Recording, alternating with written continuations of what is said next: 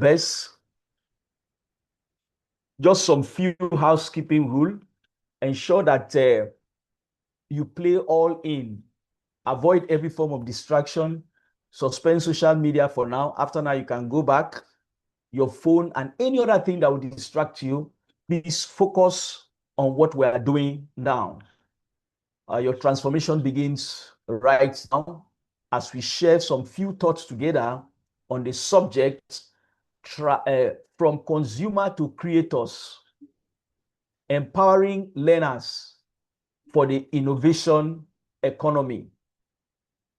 From consumer to creators, empowering learners for the creator economy. Now,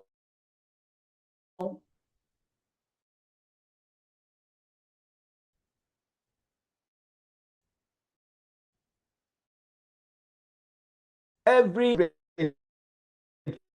pressure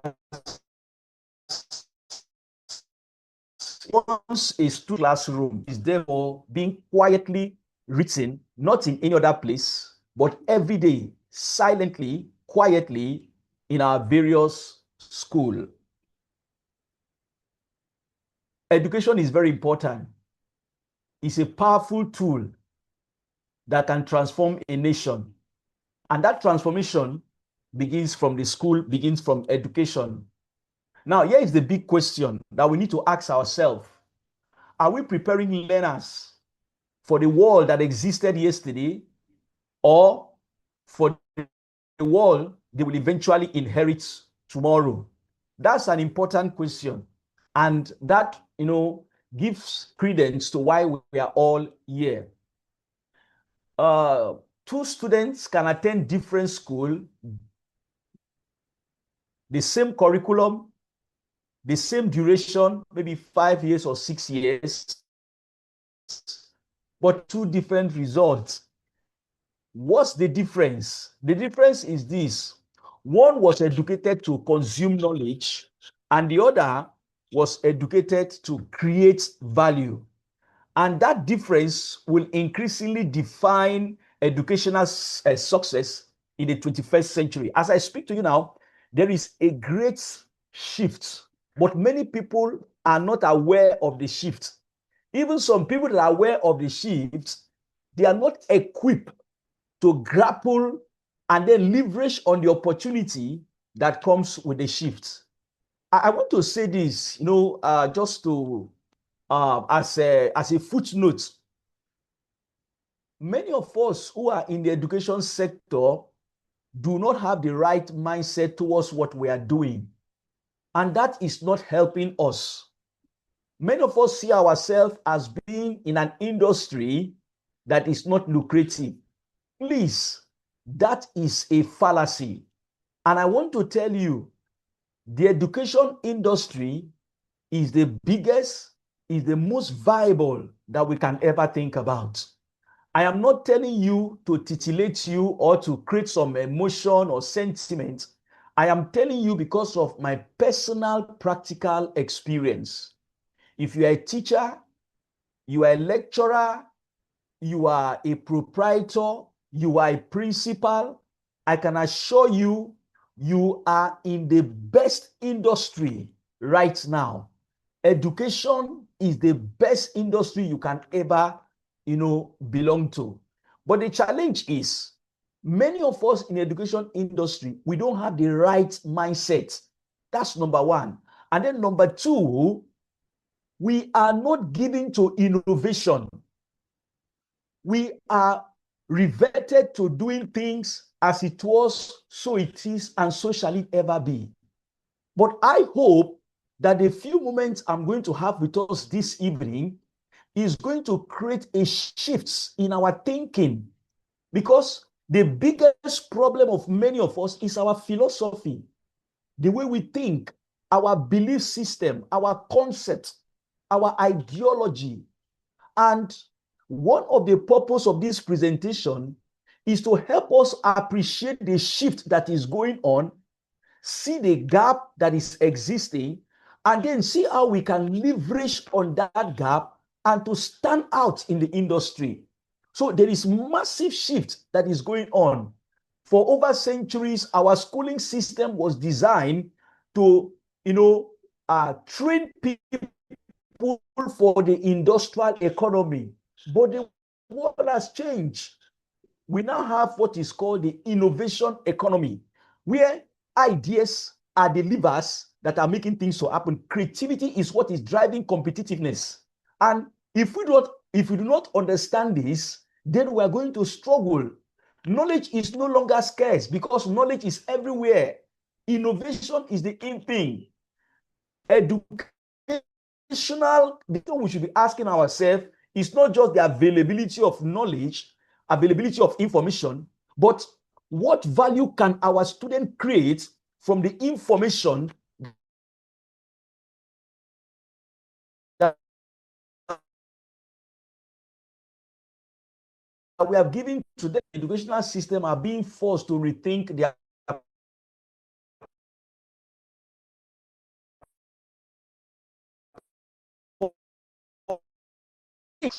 and that is what every administrator, whatever you are a play in the educational industry, that's what is confronting every one of us today. Because transformation only occurs when we redesign the way we learn. The job of the future are changing faster than education. I wish I have time to analyze this one. There is a dramatic change that is going on in the marketplace, but in the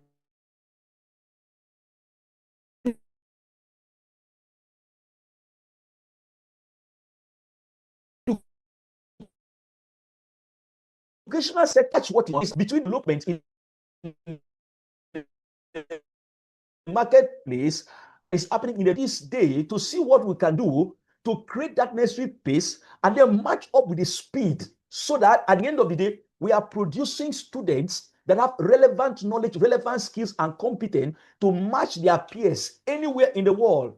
The second reality is that AI is redefining knowledge, and then employers are increasingly looking for people with capability and not just people with credential. And so we are going to see this unveil itself as we move ahead. Now, this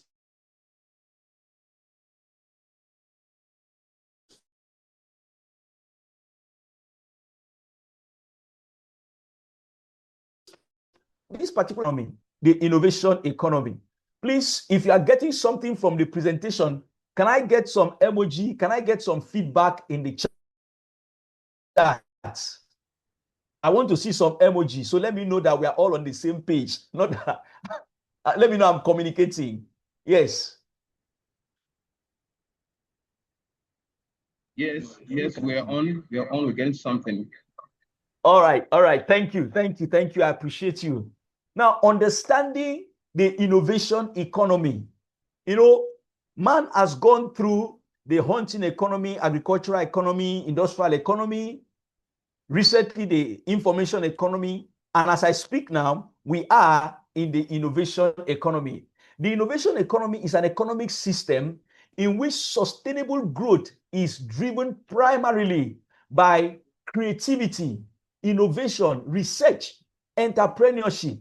These are the prime mover in this innovation economy that all of us have found ourselves today. We are no more in the industrial age. We are no more in the information age. We have migrated as I speak. We are right now in the innovation economy. So our educational system must be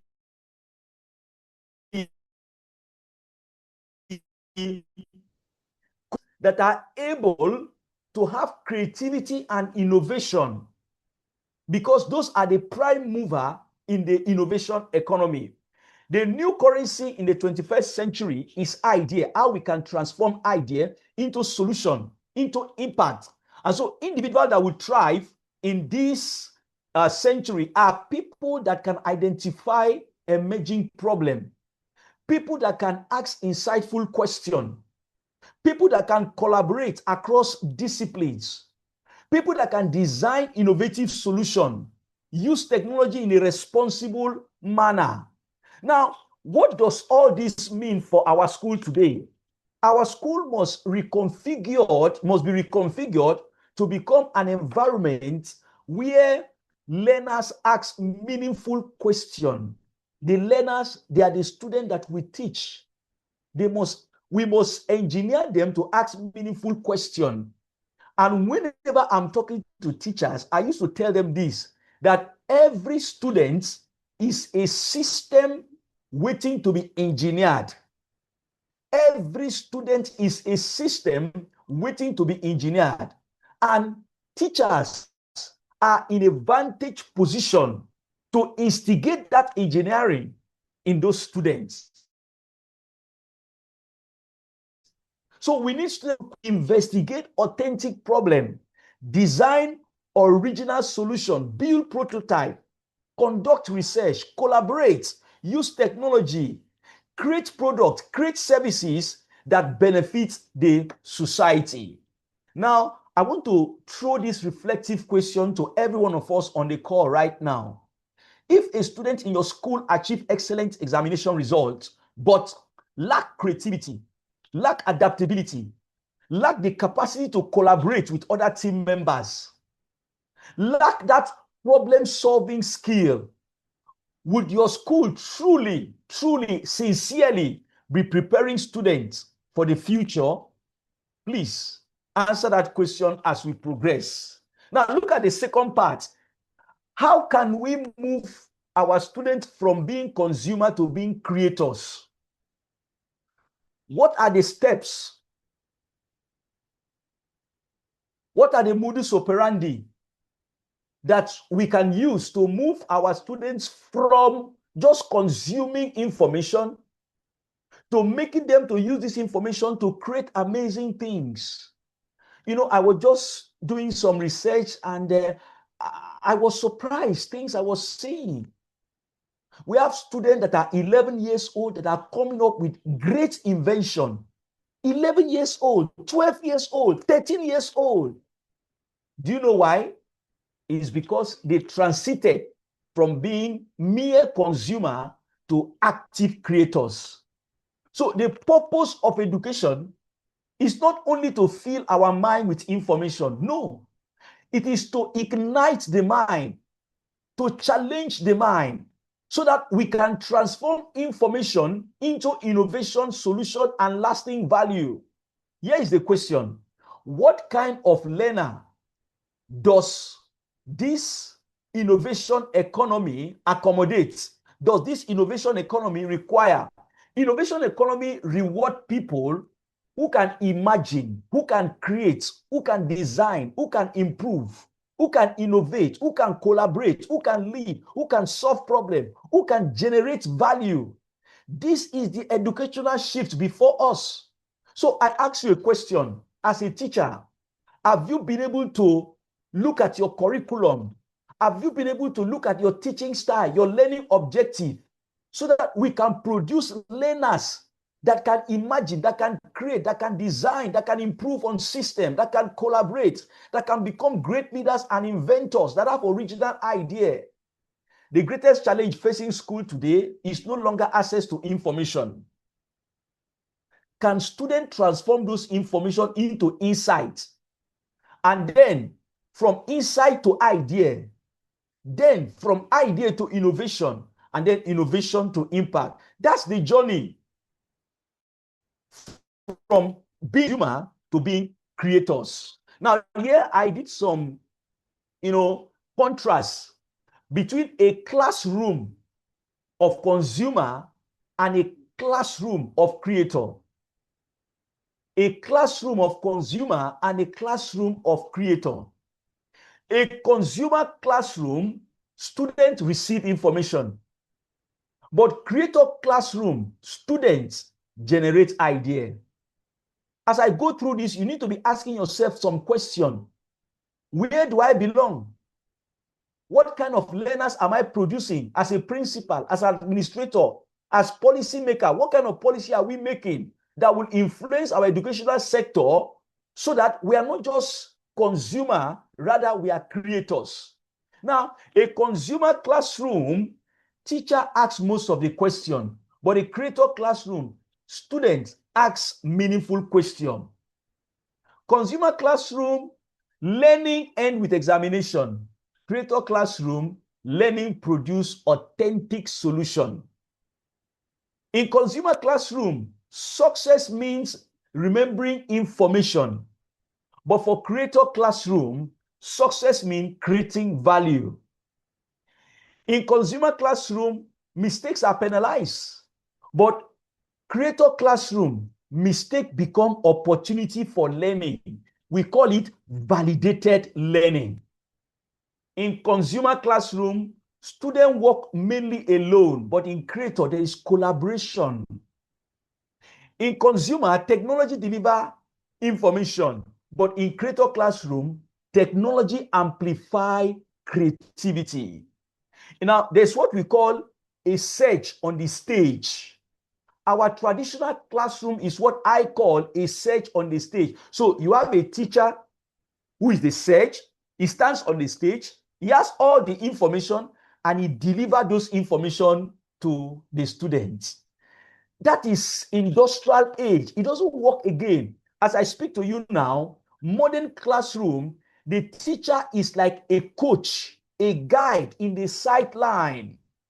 That's the role you should play. So learning is not focused on the teacher. Learning is focused on the students. It's not just one way, not teacher directed, but learners driven. Question every classroom should answer: what competence will students develop if they are under your care as a teacher? By the way you teach, the content you deliver, the structure of your curriculum, can it give forth students that have critical thinking capacity? They can communicate their idea clearly. They can work with others in a team. They can create solutions. They have digital fluency. They can use technology in ethical manner. They have entrepreneurial capacity. They can provide leadership. Every teacher in this century must have the capacity, the skills to engineer their classroom in a way that they will be able to have students that have all this tendency. Creativity is not exclusive to any kind of profession. Scientists, engineers, doctors, teachers, every one of us need creativity. That's what I was saying when I started. In fact, if there are people that need creativity, it is teachers themselves. See, I wish I can have time to give you testimonial, my encounter with teachers, and then how I've been able to change their mindsets and help them to understand that they are in the most lucrative sector of the economy. It's not a cliche.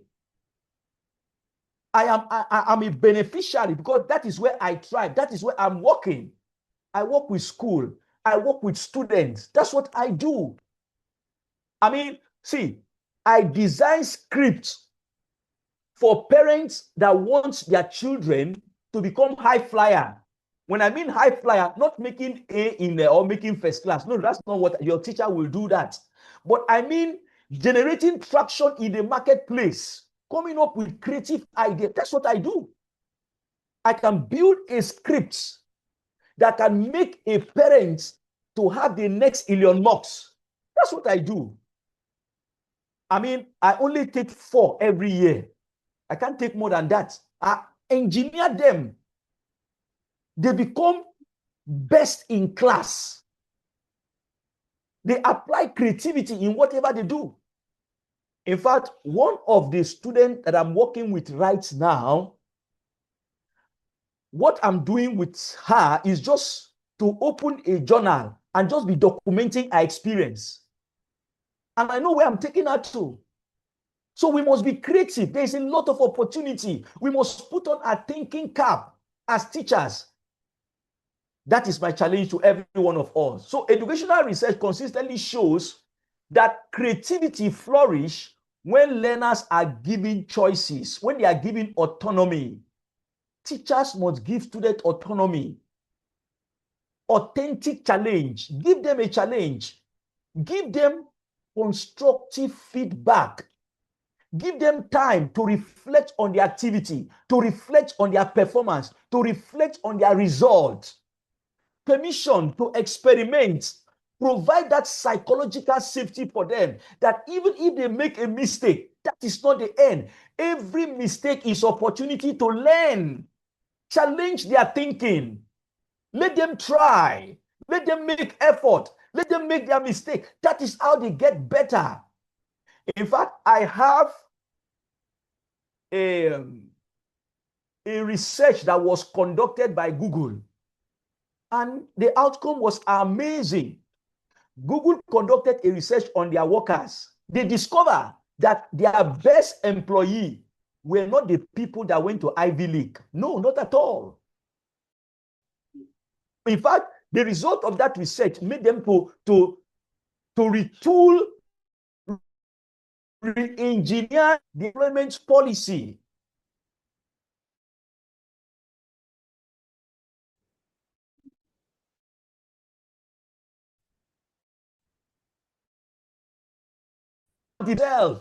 I told you that every child is a system waiting to be engineered.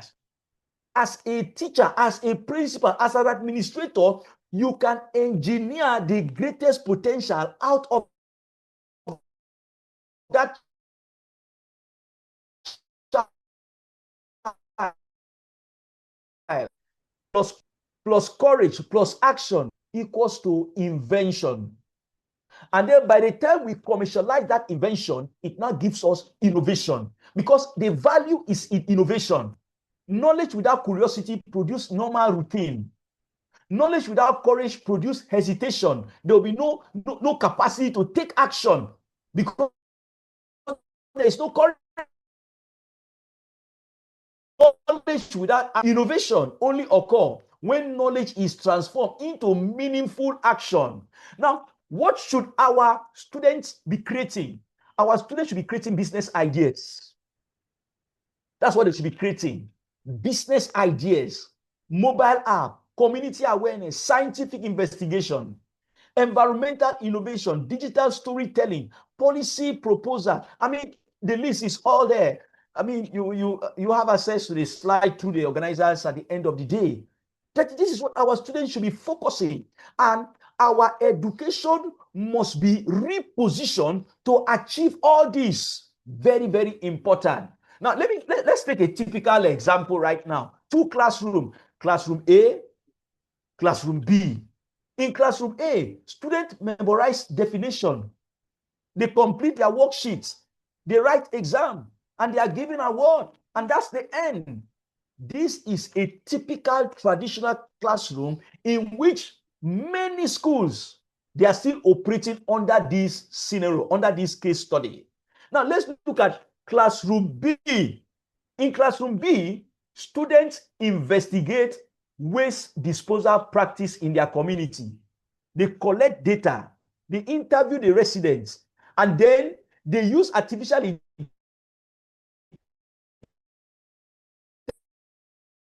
intelligence, develop prototype for waste separation, present a recommendation to the local government, state government, federal government, and then make a business case out of it, and then launch a student-led environmental awareness.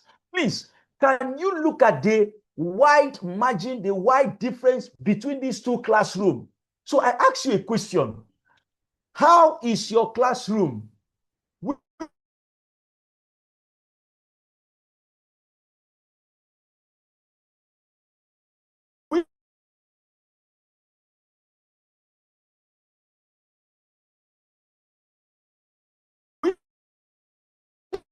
category we are operating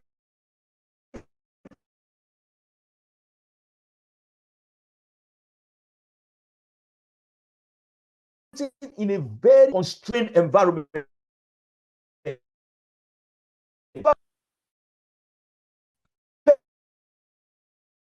Parents are going to select content that the curriculum of a particular school is able to, give their children inspiration to become creative, to become relevant in the innovation economy. And then there is no input. We are getting to that place very soon. It's not too long. So the difference between these two classrooms, both classrooms taught environmental science. Only one produced environmental innovation. Why? Because it was designed deliberately produced and not just mere. See, we have limited time here. We are constrained in this particular web class. Those of us who are interested, we can engage after now and discuss something practicable and implement them in your school and see changes, dramatic changes. Within a term, within a year, we see changes, tangible one, in the capacity of our students, in the creativity of our students. So there is a new definition for academic excellence. Please, let's take note of this now. Academic excellence is more than having A1 and this, no, far more than that. Now, a combination of all this is the new definition of academic excellence. For somebody to have academic excellence in this century, the student should be able to combine theoretical excellence. Unfortunately, that is where most of us stop. But you must combine theoretical excellence, creative excellence, digital excellence, entrepreneurial excellence, ethical excellence, collaborative excellence. Please, if you have gained something so far, and you can unmute yourself. Maybe the host give an opportunity, one or two, just unmute yourself and tell us one or two things you have learned so far. Yes, just anybody. Let's interact a little bit. If you have learned something, just unmute. I'm waiting, Hello. please. Thank you. Yes, sir. Hello, good evening. Thank you. Good evening. Please go ahead. Good evening, sir. Yes, you inspire me so greatly that I can even perceive the call you are giving to innovation, even in your speech. It's so amazing. Thank you so much, sir. Thank You are you. really disrupting the way it's being conducted. And that is actually what the future learners need. And in fact, the future is here because you are already making that that shift already. You are already doing it in your presentation, and it's quite amazing. Thank you so much. If I get a female, I'll be very happy. If I get a female, so that we can balance our gender now. Anyone, quickly, please.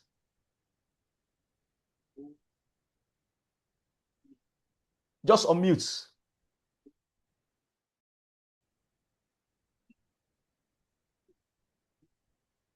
Patricia, if you are saying something, you're still muted. Unmute yourself, Patricia. I know it's as if you are talking, but you are still muted.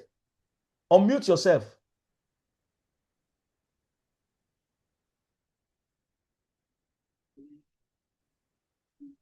Digital fluency. I understand. Just check somewhere you see like okay, while we are waiting for you, let me just give us one or two examples. Let me give us one or two examples, inspire us, and to tell you that you are in the best industry. Listen, see, I have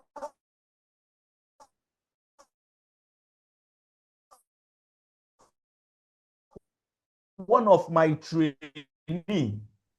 This person studied Yoruba. This is not what I wanted to study, but she just went and studied it. Yoruba. See, as I speak to you now, myself,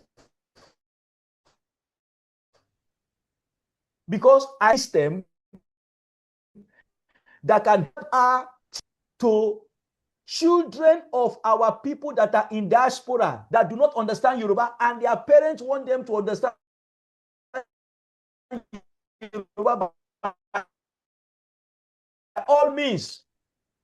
Yoruba give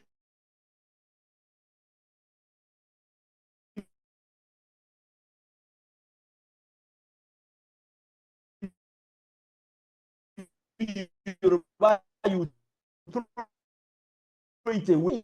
And I can give a student year 5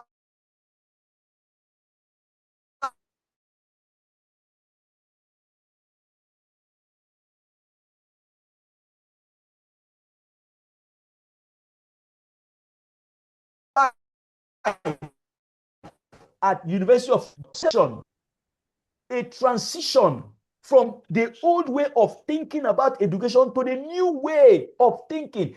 There are so many opportunities. Let me tell you.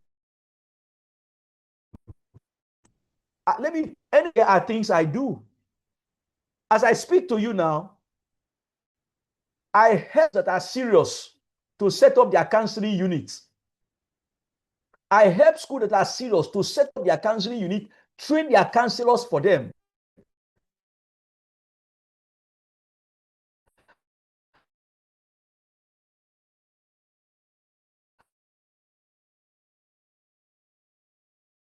And I'm making so much.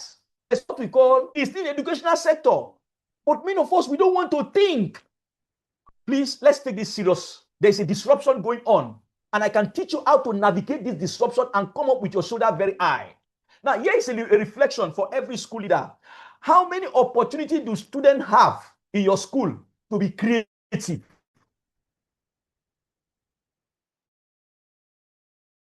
Have you been able to inventiveness, their originality to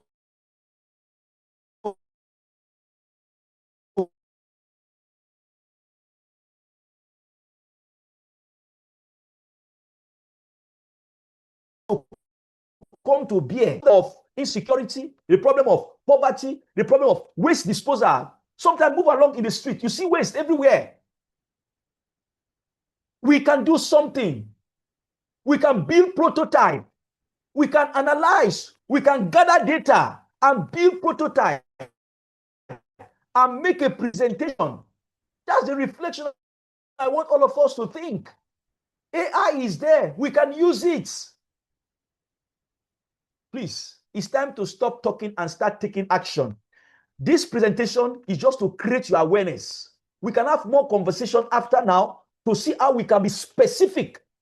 Just specific and build prototype and do something. You see, there was something beautiful happened during the COVID-19. Something happened that was very, very beautiful. And I wish we could continue.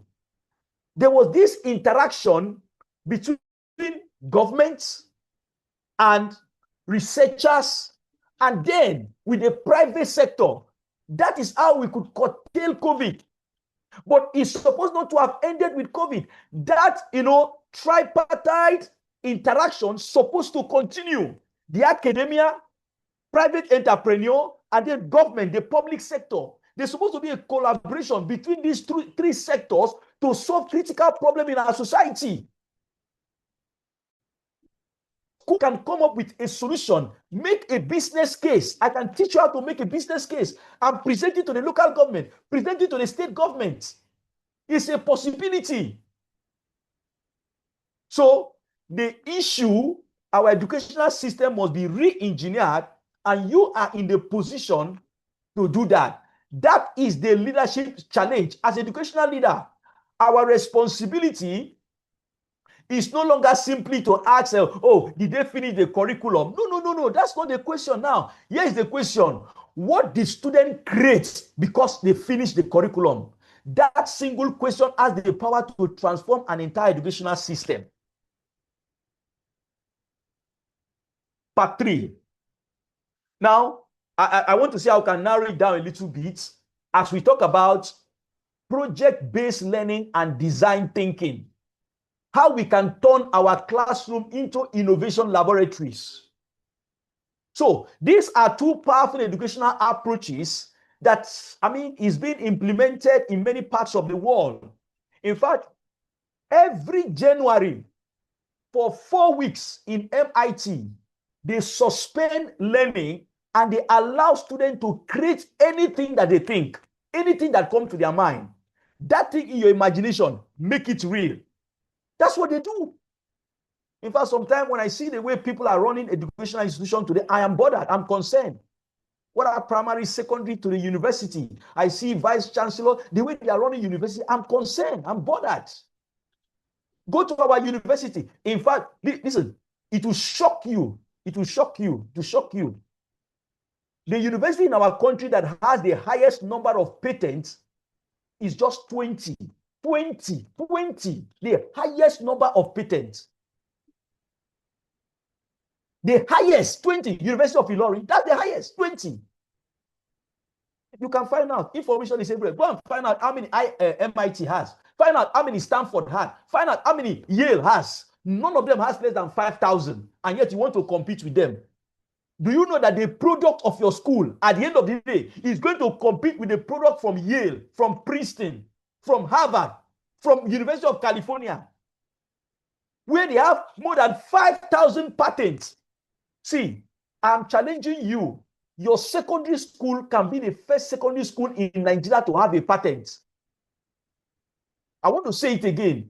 Your secondary school can be the first secondary school in Nigeria. I don't know of other African countries, maybe South Africa, Egypt, Morocco. I don't know if secondary school have. Your secondary school can be the first secondary school in Nigeria that will have a patent. University of Port Harcourt, they have only 5. Only 5. And then we have professors there. What are they doing?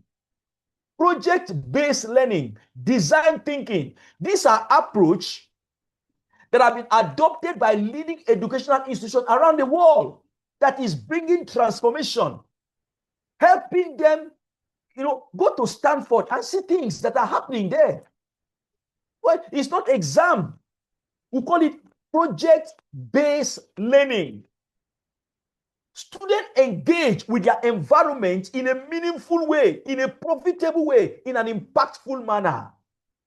Why project-based learning? Why does it work? Now, project-based learning promotes deeper conceptual understanding. When students have understanding of a particular concept, project-based learning helps them to engage their environment in a practical manner. You see, my son is in final year, University of Port Harcourt, studying environmental engineering. When he wanted to make his project, I have to engage him on project-based learning. I told him, don't do a project that after you do it, you dump it in the university library or in your department library. Please don't do that. I want you to do a project that industry will be making reference to. That industry, organization in oil and gas will be calling you to come and replicate it for them. You are able to develop a safety protocol, HSE, a safety protocol that many of them don't have, that can help to control the air quality, the noise quality, noise pollution, and all these other things. And I engaged him. In fact, by the time he made the presentation, it was stunning to everybody because we developed a business case, the health implication, the financial implication, and so many other things. We pulled everything out. That's what, so project-based learning, which I am proposing to schools to adopt, it gives your student deeper concept. Okay, listen now. Imagine an economic teacher. You are teaching your children on inflation. Why just give them mere information? Why not tell them somebody went to the market, whichever market, in January, and the person bought a particular goods at X naira. The person now go back to market and buy that same goods in this particular month, July, at X plus Y naira. That concept, that particular thing that has just happened is inflation. That just giving them mere information, but you are giving them a practical scenario, and then you allow those students to go to the market, interview sellers. Madam, you are selling pepper, you are selling this. What was the amount of this thing in January? She will tell you. Now, in July, what is the amount? That person will tell you. So what happened between July and now, that is a price differential.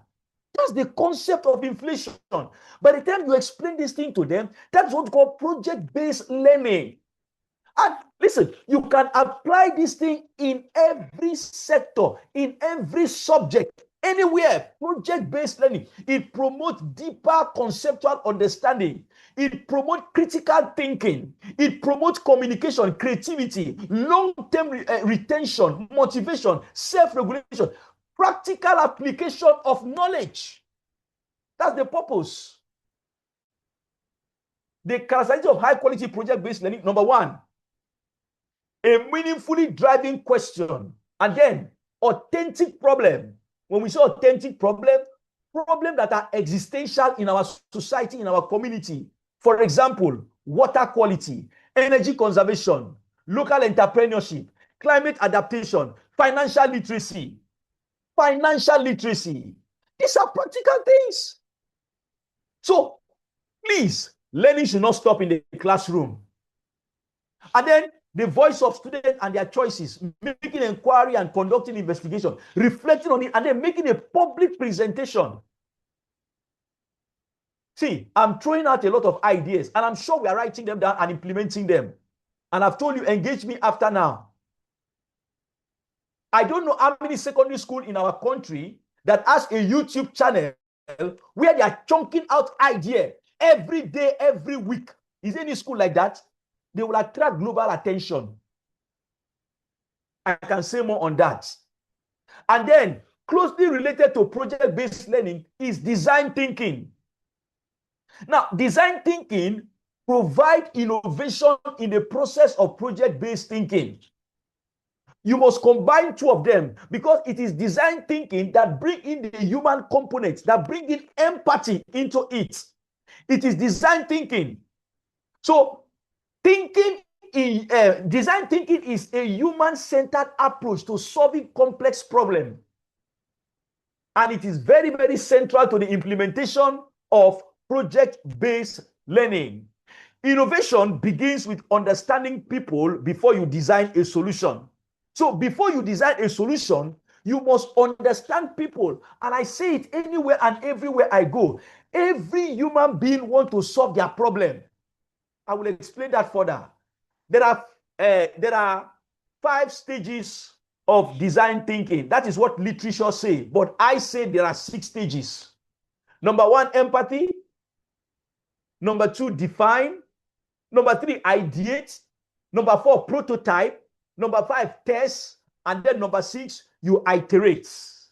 These are the stages. Guys, we can't go into detail now, but these are the stages we can follow in design thinking, and we can practically implement it so that in our school we'll begin to solve real problems for real people, and then create real impact, and then have a patent.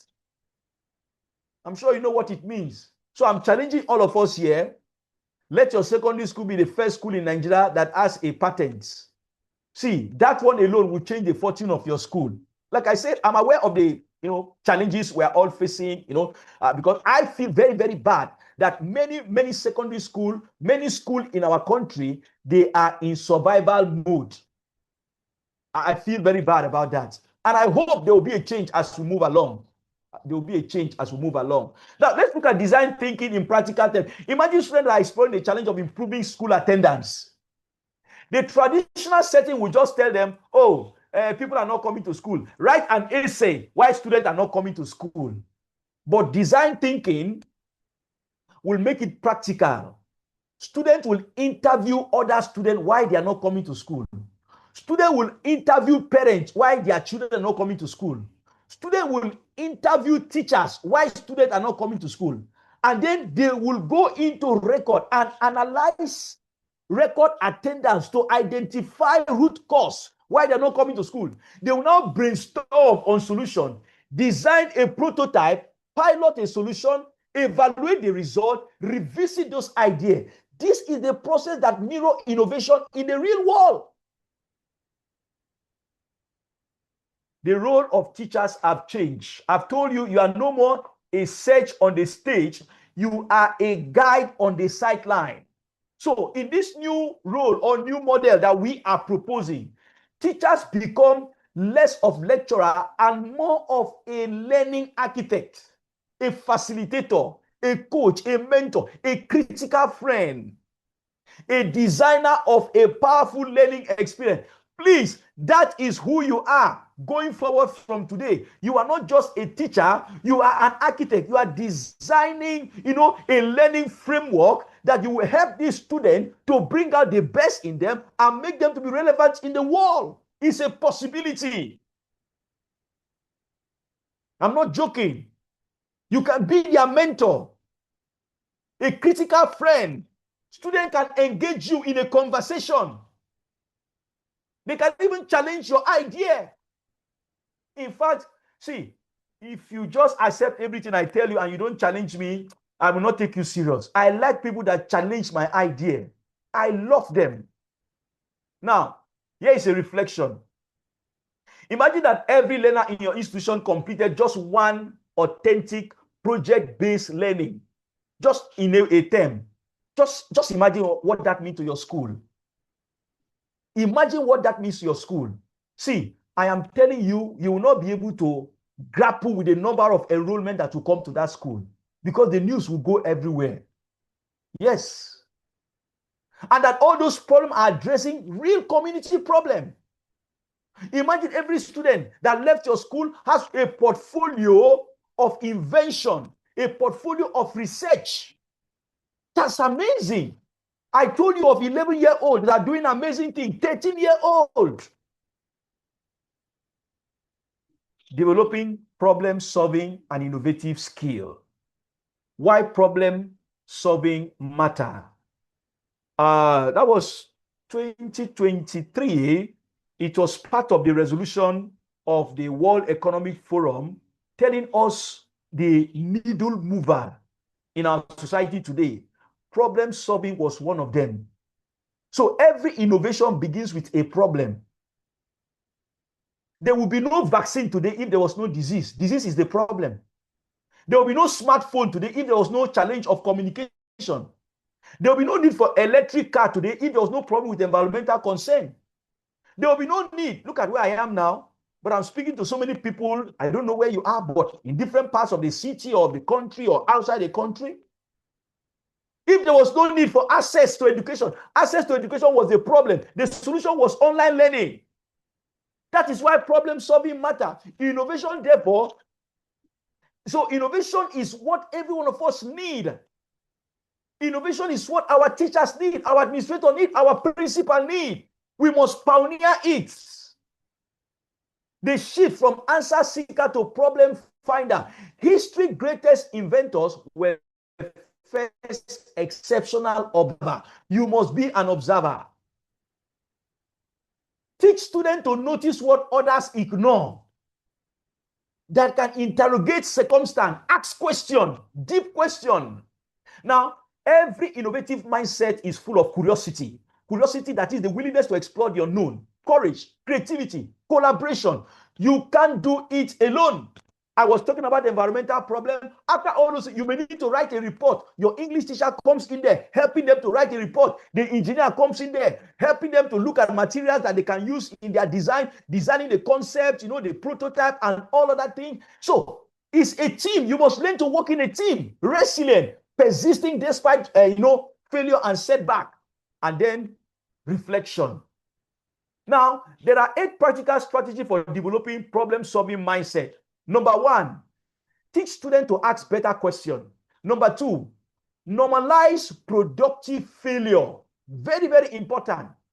You can see what is happening in SpaceX with Elon Musk and spacecraft and all those things. Normalize productive failure. It is called validated learning. Number 3, integrate real-world challenge into every subject. Whether literature, whether history, whether chemistry, whether physics, whether biology, whether English. Integrate real-world challenges. Number 4, encourage interdisciplinary thinking. That is, various subjects cross-fertilizing idea to solve a particular problem. Number 5, build reflection into life and learning. Develop communication skill. When students have idea, they must communicate that idea. That's one of the competitive advantage of Apple. You will see Apple, they communicate their idea to their followers. So there's what we call a cult of Apple, that people are so addicted to them because of the powerful communication that they have. Whatever idea they have, foster ethical innovation, encourage continual learning. Now, this is a proprietary work of my organization that we've been able to put together using the word innovation for as a learning cycle. Idea means identify a meaningful problem. See, this particular learning cycle is a page turner.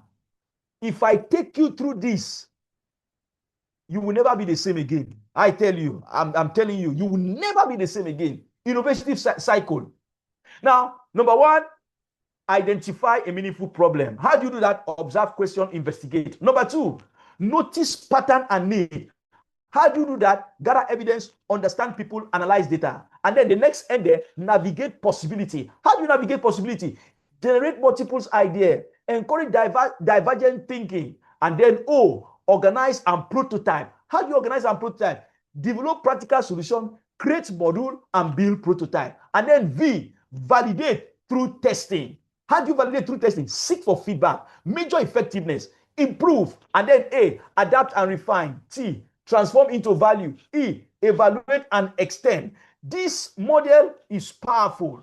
And I can give us, a classroom illustration, but my time is gone. The role of teacher in innovation is very, very simple. Teach students, build an environment that will help your student to become people that ask meaningful questions. So the teacher becomes the architect of possibility. I have some reflection here. Now, section 5, learner, driver, innovation. My time is gone. I just want to see how I can summarize. But let us understand that when young minds are empowered, they can change the world. They can change the world.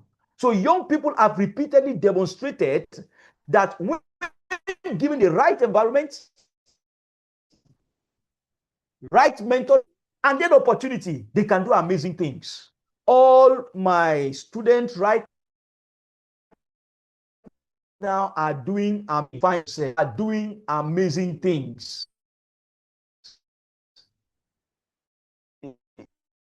See, let me people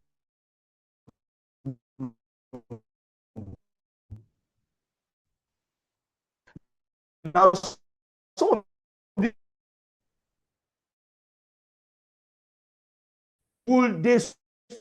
the answer is no. Elon Musk, sorry, not coach.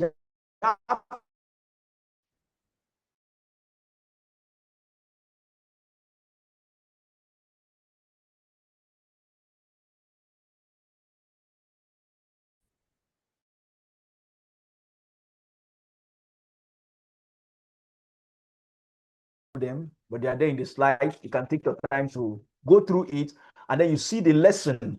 These are lessons from all those case study that I put there as example. Number one, the learner work on authentic problem. Their project address genuine need. And then number two, teachers serve as facilitator rather than the sole source of knowledge. Learning become collaborative. Students enjoy meaningful ownership. They take ownership because they created it. They make decisions. They test their idea. They input. They accept responsibility. And they learn across discipline to call monetary team. And then produce tangible value. What's the lesson for educational leaders? No, this example teaches us several important lessons. Number one lesson, young people can consistently exceed the expectation when adults raise their expectation. Those students under you, what's your expectation about them? Our assumption about learners often determine the opportunity with perfect facility. No, you may not have all the facility. You can do something even within the limitation that you find yourself. Please, every one of us that are on this call, we must re-engineer our school culture and identity sink in. We must re-engineer our school culture and identity. If you do that, product product from your school will have a particular positioning in the marketplace, positioning anywhere they find themselves. And that is what we call branding. When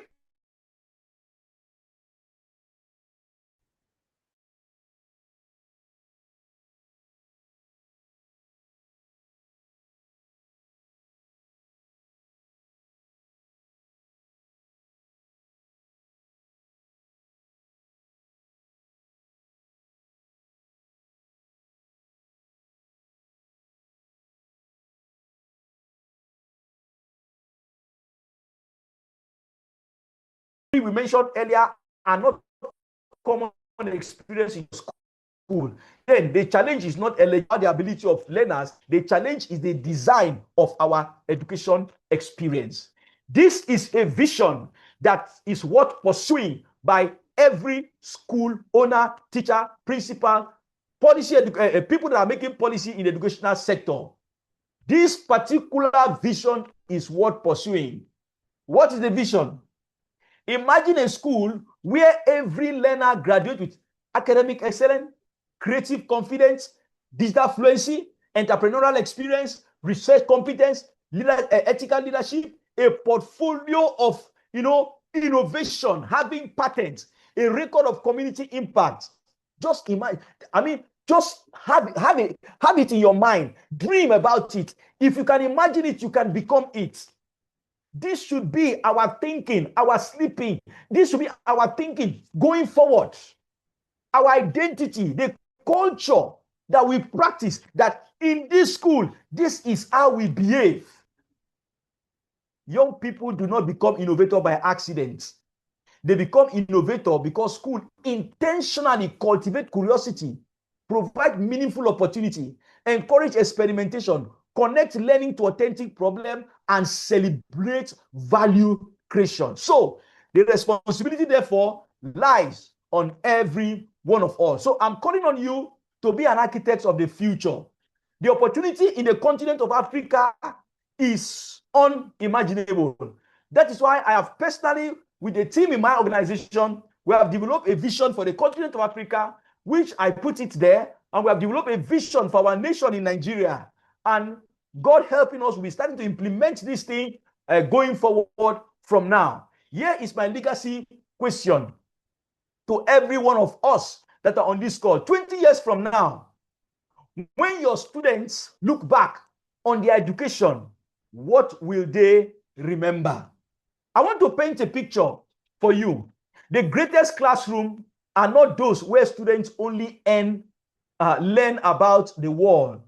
They are the classroom where students discover that they possess the power, the capacity to change the world.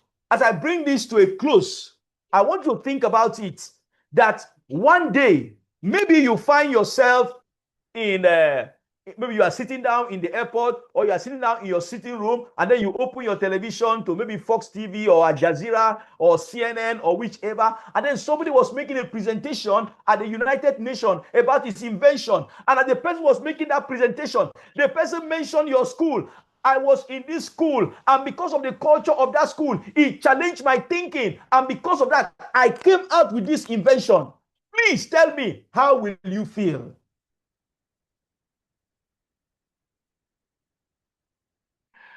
Thank you very much. I want to stop here.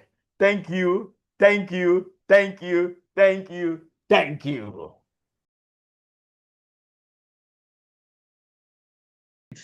Our next speaker tonight, the person of Professor Brilliant Ogaga Agavuzo. Professor Brilliant Agavuzo is a professor of animal breeding and molecular genetics in the Department of Animal Science, Faculty of Agriculture, University of Port Harcourt, Nigeria. He is currently the director of the Open Distance and E-Learning Center of the University of Port Harcourt.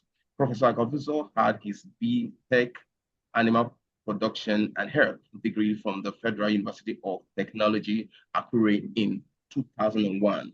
and his Master's Agriculture, Animal Breeding and Genetics degree from the Federal University of Agriculture, Abeokuta in 2005, and later his PhD, Animal Breeding and Genetics from the same university in 2011.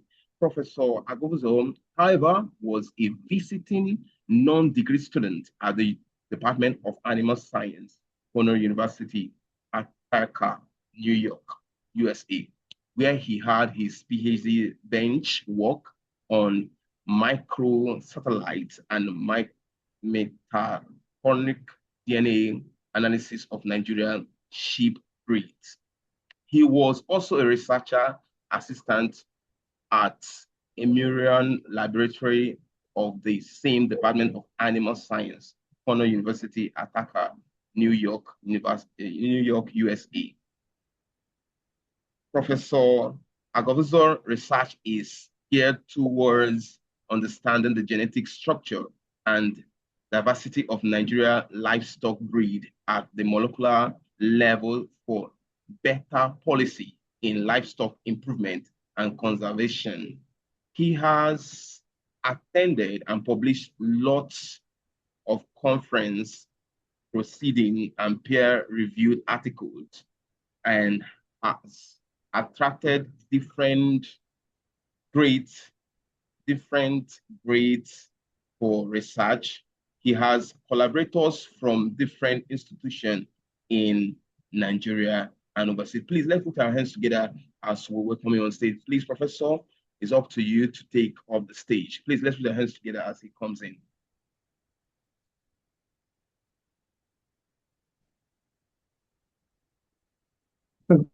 Good evening, everyone. Hello, can you hear me? Yes, we can hear you, sir.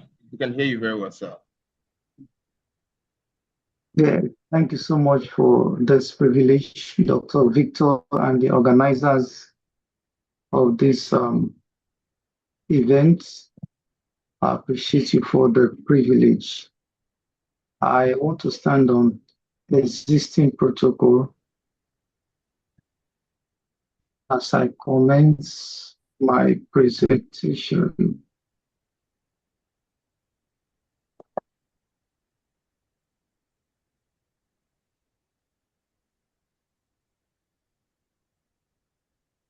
Okay, we'll see how everybody becomes digitally literate and being able to use emerging technologies as learners and as educators in this and the forthcoming century. So my presentation will focus on that.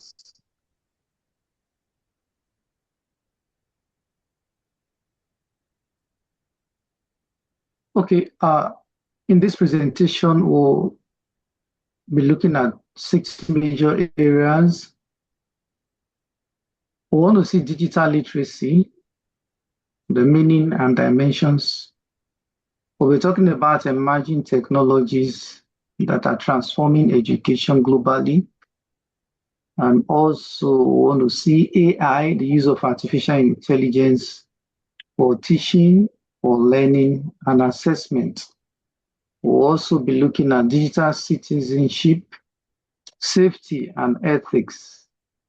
We're also considering strategies for future-ready learners. And there'll be a call to action for schools and learners. So why this topic matters now? Like what the immediate past speaker talked about, it's high time we really understand why we need education that will not just be to pass exams, but education that will help us solve problems in the society. So education is being reshaped today by connectivity, data, automation, and AI. The world of work increasingly reward digital problem solving, creativity, and collaboration.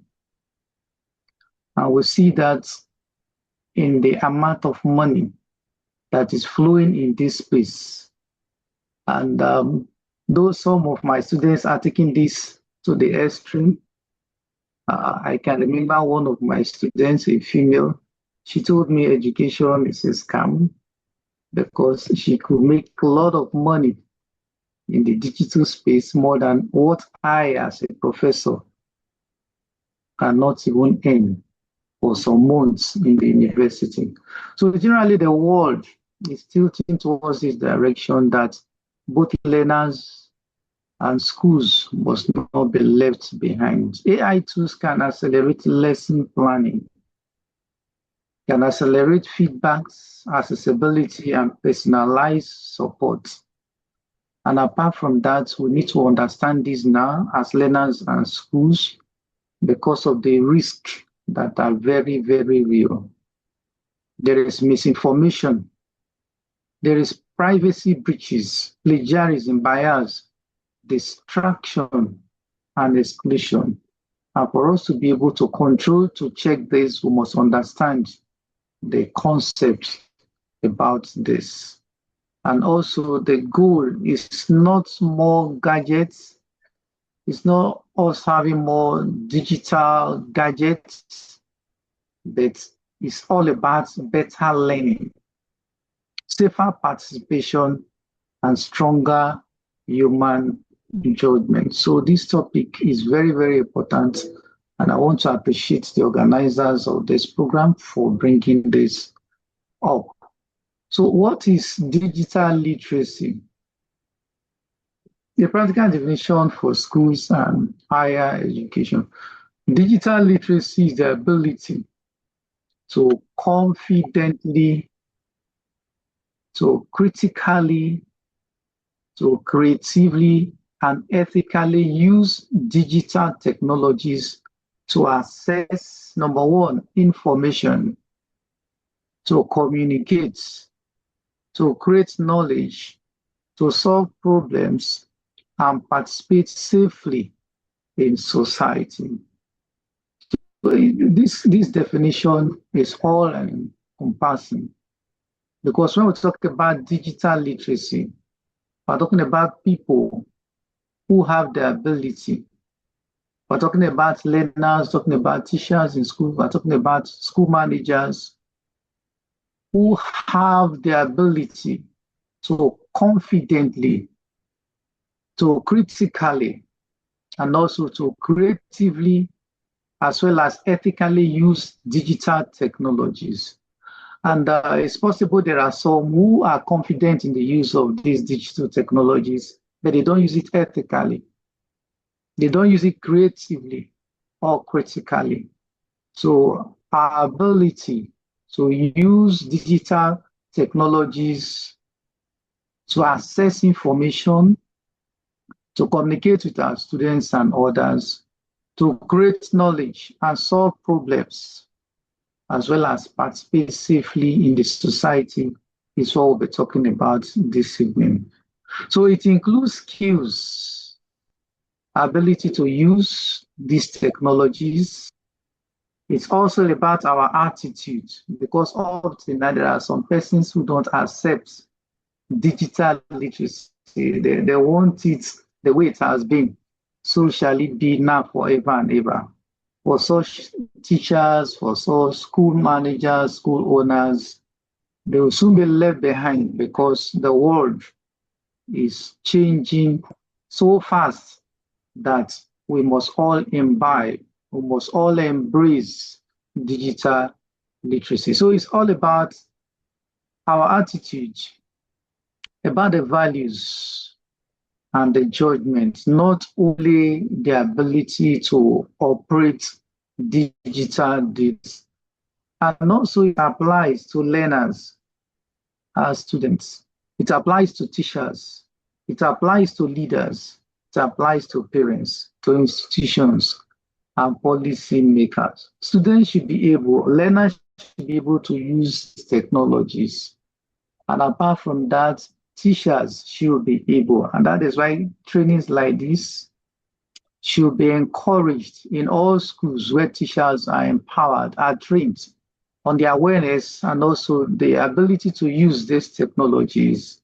And apart from that, leaders in the schools and even in the society must know, must embrace digital technologies, and also parents. Because if parents are not carried along, they will not be able to monitor their students or their children, their wards at home. So everyone, even institutions, policymakers, must be carried along. So the right policies will be established that will help every one of us in the society to both use these technologies ethically for the benefit of mankind. And also, it should be contextual. For instance, a rural school with one smartphone can still build strong digital literacy. As I said, it's not about the number of the gadgets that we have, but the awareness, the consciousness on how people will know the ability to handle digital technologies confidently, creatively, and ethically is what that matters, that we should all encourage. So I want to talk about the digital literacy competency set. There are 8 points here. The first one is access and search. So for those of you who are listening to me now, you can evaluate yourself with these 8 components of competency. How much can you access and search in the digital space to find relevant resources? We all need this, whether learners, teachers, managers. We must be competent in our ability to search, to access information in the digital space. Number 2 is about evaluating credibility. Your ability to separate fact from noise. You know, in the internet, the social media, the digital space, there are lots of information that are there. Your competency is in your ability to evaluate credibility, the ability to separate fact from noise. And as I continue in this, you should be evaluating yourself to know how literate you are. And if your assessment is low, you need to brace up to be able to work on yourself to become competent. Number 3 is your ability to create digital content, to produce tests, videos, data, and media in the digital space. Apart from that, your ability to communicate and collaborate. As you use the digital space, you must be able to know how to communicate rightly, ability to collaborate with others globally, ability to work across different platforms becomes very important. And also your ability to protect data and identity. There are so many who go online and they get lost there. The ability to stay safe as a Christian, even apart from that, your ability to stay safe, to be ethical in all that you do, and not to have issues, plagiarism and some other things that can send you to jail. So your competency is also in your ability to protect your data, to protect your identity, and also your ability to use AI responsibly. AI is there. Many people are just using AI, but many of such are using it irresponsibly. So your competency on digital literacy is all about your ability to use AI responsibly, ability to use the right prompts, ability to verify your outcomes, and to be able to cite whatever content you have created, you want to publish. And also your competency lies in your ability to solve problems, to use tools, digital tools to address real needs in our society. And that is what people really need. We want a better society. and your ability to help us have that society is what matters. And also your competency should be about your learning continuously, because you see, technology is changing every day. Tools are changing every day. You must keep learning for you to be competent. You must keep updating your skills. These are some of the emerging technologies that are shaping education today, from tools to learning ecosystem. We have artificial intelligence, AI, that is everywhere, and also generative AI for tutoring, for feedback, for planning, and accessibility. Artificial intelligence is very, very important because it's helping in changing our world in every field, apart from education, in health, in economy, in every area of our society today. So we must embrace it. But as I'll be talking about in this presentation, we must also use it ethically. And we have generative AI for tutoring, for feedback, for planning, and accessibility.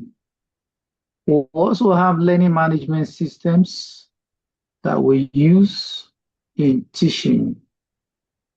We have cloud tools and virtual classrooms for blended and remote learning. We use most of this in my center. I'm in charge of the Open Distance and e-learning center of the University of Port Harcourt. We have students all over the world learning virtually using the learning management system. That is what I will encourage students and even school owners to adopt, because it makes learning really, really easier. We also have the augmented reality and the virtual reality and simulations for science, medicine, engineering, history, and vocational training. All these are emerging technologies that are shaping education today. Data analytics is also there, where you have your data, you analyze your data, and through the data, you'll be able to draw inferences, you will take decisions that will better our society.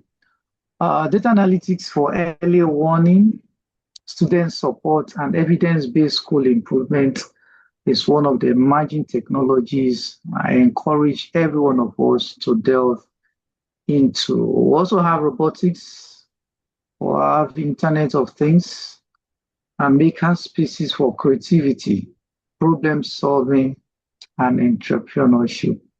All these are emerging technologies that schools, individuals are using to reshaping the world today. Artificial intelligence in teaching and learning. We are encouraged to use AI as a co-pilot and not an autopilot, because AI is not a human being, though it simulates what we do. So you cannot just rely solely 100% on AI. That is why I'm telling you we need to use AI as a co-pilot and not an autopilot. For teachers, AI can be used to draft lesson plans, rubrics, quizzes, case studies, feedback, comments, and differentiated activities. And as I said, as a pilot, you still need to go through and make corrections when necessary. And for learners, AI can be used to explain difficult concepts, practice language, generate study questions, and receive formative guidance. You are in class or after your class, you are reading your notes and there are concepts you don't understand. You can just ask your AI, ask your ChatGPT or any of those AI tools, and you get better clarification of what you are reading about or what your teacher talked about in class. So it's very useful to us as teachers and also for learners. What about for leaders? AI helps us in analyzing patterns It helps us in planning interventions, in designing policies, and monitoring technology adoption in our schools and in our society. And also, the teacher remains a professional judge. I've said that already. So he must be ready to verify, conceptualize, humanize, and protect your learners from errors. This is a practical demonstration using AI to support lesson preparation.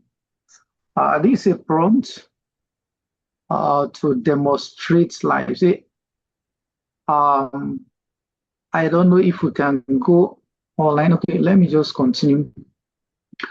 Act as an experienced Nigerian. This is a prompt. You are telling me with ChatGPT or any of the AI tools.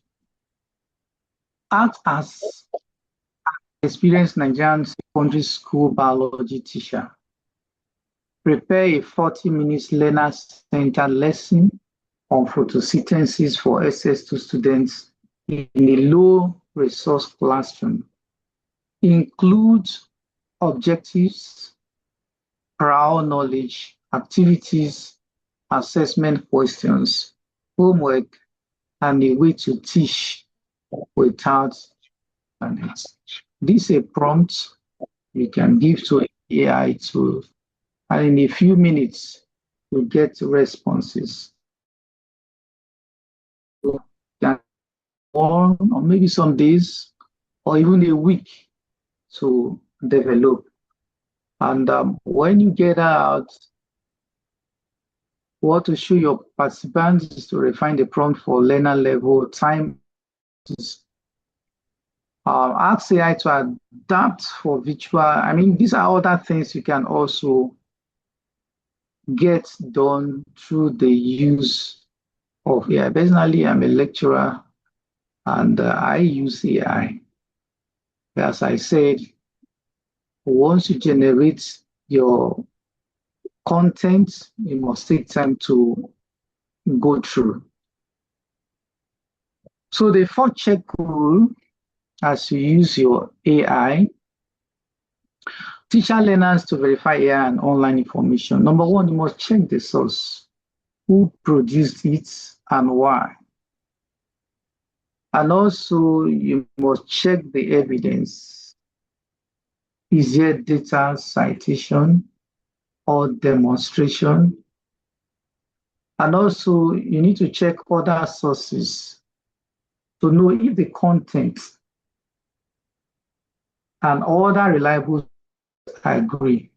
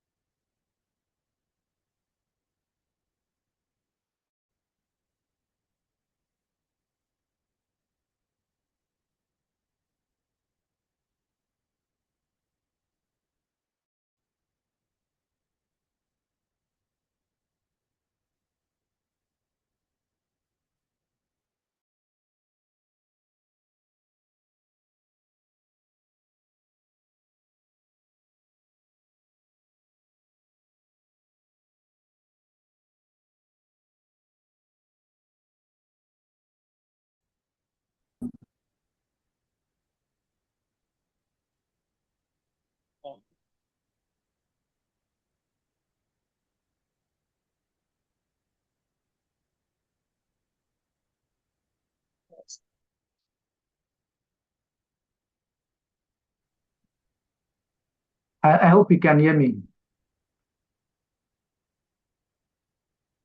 Yes, sir. We can hear you, sir. Okay, sorry for the disruption from the talk. So, digital citizenship, online safety, and ethics. Number one, we must be very conscious of our privacy. As you go into the digital space, you must not share passwords. You must not share private photographs. You must not share personal data or school records carelessly, because there are so many fraudsters in the digital space that can use those things against you, that can use them against your institution or against your students. So you must be very, very careful about your private documents. Apart from that, we must tell our learners, our students, and even ourselves to respect others in the digital space. We must avoid cyberbullying, hate speech, harassment, and harmful online behaviors.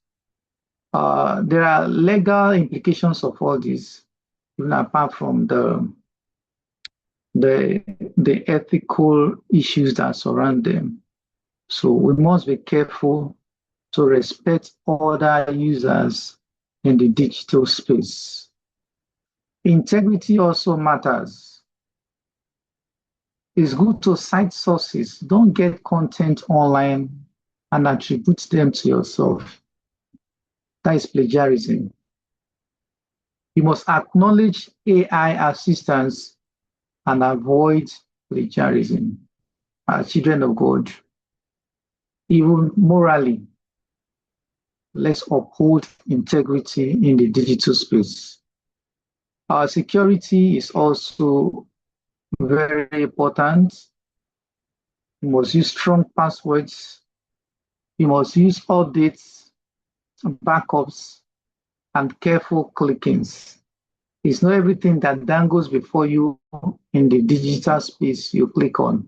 There are so many individuals who are there looking for opportunity to get your information they can use against you, to steal your money, to steal so many things, to cause trouble online, or hack your sites. So you must be very, very careful. And also well-being, you need to take care of your health, take care of yourself as we encourage you to go into the digital space. And also your students, you must tell them the importance of managing screen time, taking time to sleep, focus, and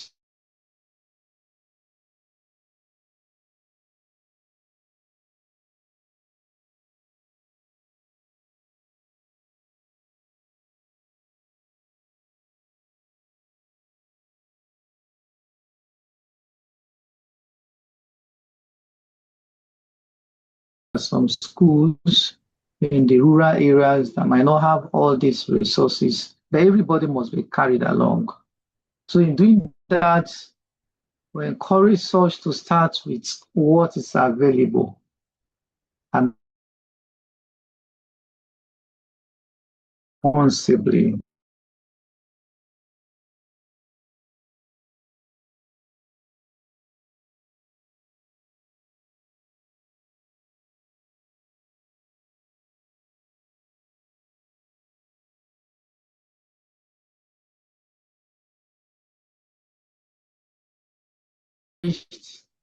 To build a shared digital resource bank on flash drives, memory cards, or school laptops for students to have access to.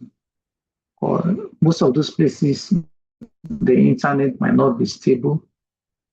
So you can download them, put them in flash drives, memory cards, and school laptops for students to have access to.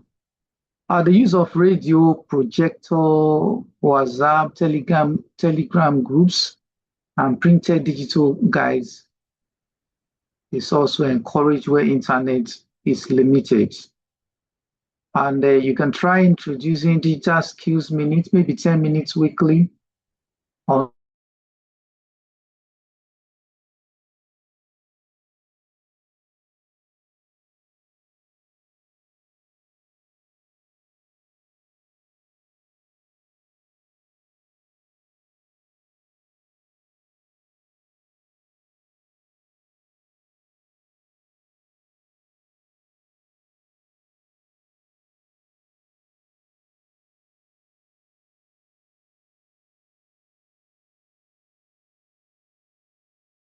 distance learning space, we do this. With the LMS, the learning management system, you can track students who attend classes or not, students who are following up or not, so you can attend to them individually. Carrying everybody along in the learning process is very, very important. And your digital space, especially with the use of learning management system, can be of great help. You can also adopt AI use rules. Allowed uses, there must be rules, the do's and the don'ts. The allowed uses of AI are the prohibited uses, citation requirements, and assessment design. All these you must establish. And I will also encourage every institution to have AI policy to guide and to drive the use of AI in your schools. The use of simulations, virtual labs, and multimedia for concepts that are difficult, dangerous, or expensive is also encouraged. And also building teacher professional learning communities around practical technology integration. There are a whole lot our students can learn, and as we've been told, when we learn, the more the number of sense organs we use in learning, the better the understanding and the longer it sticks to our brain. So let's try adopting all these technologies to make our students learn, understand, and being able to solve problems themselves and not just to pass exams and go. This is a curriculum and assessment for the AI age that assess thinking, process, and application, not just final answers. So from memorizing, we should encourage or train our students to learn how to inquire by themselves, wanting to know, wanting to create things, new things, wanting to solving problems. It's not just for them to read, to cram their note, pass exams and go. No. Let's leave that age and now stimulate, challenge our students, challenge our teachers, challenge our managers to inquire what is happening, what are the challenges, how can we provide solutions that will really help. And also from one correct answer, let's move to evidence, reasoning, and explanation. Even if the answer is correct, why is this answer correct? Let students be able to reason, be able to explain why they feel the answer they giving is correct. And also from hidden use of AI, like some now students are secretly using AI. It should not be so. Let's accept, let's embrace the use of AI, by emphasizing the ethical use of AI. So from hidden use of AI, let's move to transparent and ethical use of AI. It will help the students, it will also help us a lot. And let me let you know, there is no way we'll shy away from the fact. What you do in 10 days, AI can do it for you in 1 hour. Like we're at a conference, the Deeper Life Campus Fellowship and Associates in the AI class, the presenter made us to know. Some people, they say, why would you use AI to prepare a message? And he explained to us that it's not the message that changes life, but it's the anointing. It's the relationship of that man of God and God that transforms life. You can use AI to get content, so get references, get everything to even prepare your message. But it's the prayer that backs up the message, the authority, your relationship with God that will power the message that will transform life. So let's not run away from or shy that I cannot use AI to prepare message. There's nothing wrong with that. Get the information, get it right, and prayerfully use it and utilize biblically. And also drafting, reflecting over defense and portfolios. Let there be action after our final product. So practical assessment ideas, supervised tasks, oral presentations, local problem projects, reflective journals, citations of AI assistance, version history, and peer review will really help us in our various schools. Our school adoption roadmap, how can we as a school adopt this? A practical pathway from awareness to sustainable integration of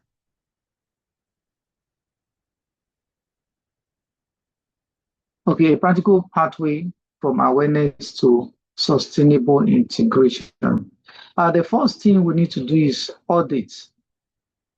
Check up what devices do you have, what connectivity, what skills do your teachers have, what about the needs of your learners, your students, and the safety gap.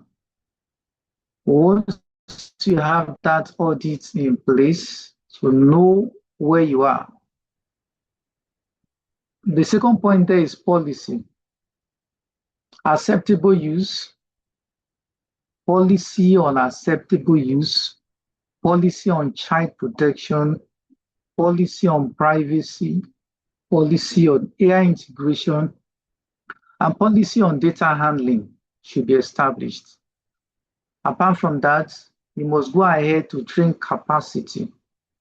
You must train your teachers, leaders, ICT coordinators, and student digital ambassadors.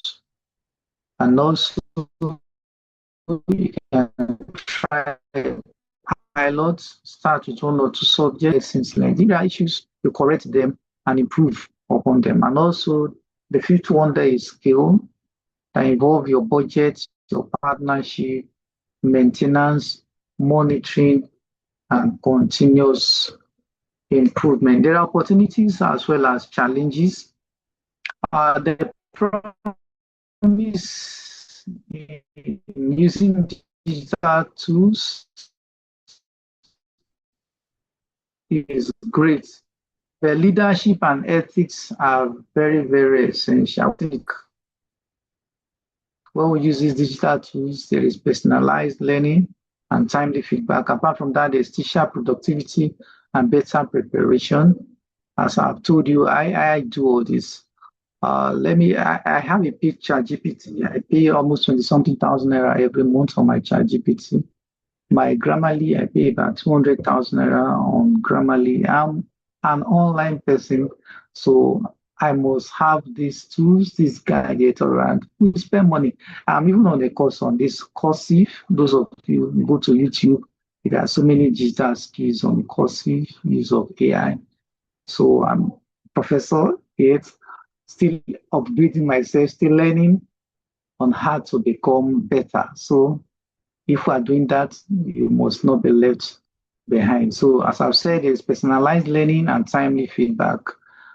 And also there's teacher productivity and better preparation. Also, there's inclusive access through translation, text to speech, and adaptive tools. Local innovation, entrepreneurship, and employability. There are lots of things we can get in the digital space that makes life very, very easy for us, especially for me. Life very, very easy in my teaching, in assessing my students, in examining them, in checking up their write-ups, their submissions, conducting exams. The digital tools we're talking about have been very, very helpful. What are the challenges? We have the digital divide and cost of devices. As I told you, paying 200K for Grammarly is a whole lot, or paying a 20-something thousand naira for ChatGPT Plus every month is money. So that is a challenge to some individuals. And also we have the challenge of misinformation bias and over-reliance on AI. This is a challenge which we are trying to see how to correct in school. Before now, assignment, you go to the library, you read, and after reading, you extract the answer and you write it out yourself. And in that process, as I told us, the more the sense organs you use in learning, the better it sticks. So you see with your eyes, you use your hand to write, it sticks. But do you know what students do these days? When you give them assignment, they just ask ChatGPT. They don't think. They just copy, print, and submit. And in exam time, we ask them that same questions. And because ChatGPT is not there with them in the exam hall, they cannot answer. And they are failing terribly. It's a really serious problem we are facing in the university today. So over-reliance on AI is a real challenge. Privacy, cybersecurity, and child protection risks. You see people being bullied, and people committing suicide because of online cyberbullying. We also have academic dishonesty, plagiarism, weak assessment design. These are challenges we must guide against and see how to get around them. So the leadership message is to integrate technology deliberately, introduce it inclusively, let everybody be carried along, and also introduce it safely and introduce it pedagogically. So what is the call to action before I end? That number one, to teachers, use one digital tool this week to improve learning. Try it. You see how amazing, how lovely it is to use. Number two, to school leaders, create a digital literacy and AI policy, then train your staff. We have so many people who can come train you. So if you are ready, you can call on us. You can come and put your teachers, your staff through. ICT coordinators to support safe, simple, and sustainable adoption. To policymakers, invest in infrastructure, teacher capacity, and child online. So I'm talking about school owners now who have the power to establish policies. You need to invest in infrastructure, in your teacher capacity, and child online safety. And to learners, do not wait. Learn digital skills, AI literacy, online safety, and ethical content creation. There are so many free lessons online that you can start learning today. The 21st century will not wait for us, even in the church. That is why we really appreciate what those of us who attend Deeper Life, Pastor W.F. Kumuyi is doing. The GCK and Boko, it's like they are still sharing testimony. Pastor Kumuyi has reached millions of people all over the world through the use of these digital skills we are talking about. And the more they are using, the more there is improvement. So start today. If a man who has preached holiness over the years, is using it to win souls into the kingdom, you can use it to make wealth. You can use it to preach the gospel as well. You can use it to expand your education career. I have a few references. Thank you for your attention. I hope I've not bored you people. Thank you.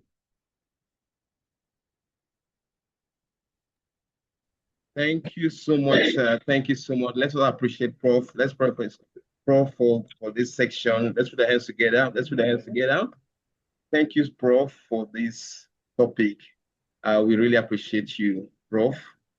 Prof have really done justice to this topic on digital literacy and emerging technologies, equipping learners and educators for the 21st century.